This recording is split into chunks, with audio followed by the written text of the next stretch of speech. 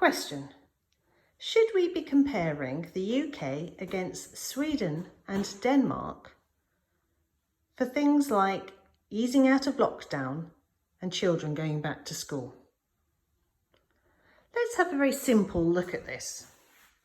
If we look at the UK and we have the tall glass with the water representing the landmass of the UK, which is approximately 245,000 square kilometres, and the orange squash represents the population. We have 66 million people, and in that glass I have 66 mils of orange juice.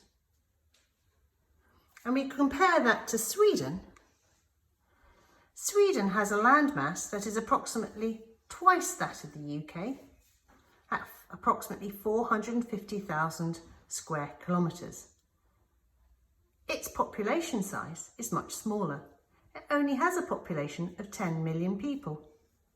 In that glass there's 10 mils of orange juice. If we go to Denmark, we have a much smaller landmass at about 45,000 square kilometres. The population is approximately 6 million. So we have 6 mils of orange juice. Firstly, let's mix the population of Sweden onto its landmass. Now let's do the same for Denmark.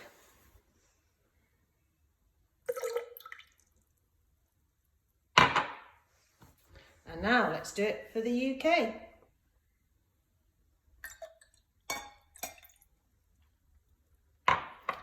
If we just look at the glasses of the populated land masses and we put them together, you can see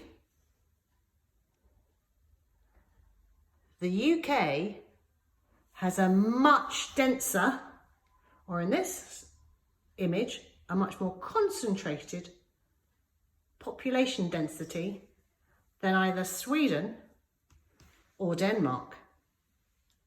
So let's take that a step further. If you have an infection that starts spreading in the community, which country do you think is going to have a quicker rate of spread of that infection?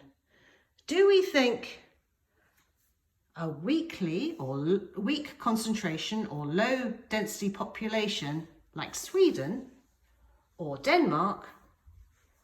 Or do we think it might be the UK, which is concentrated with a higher density population?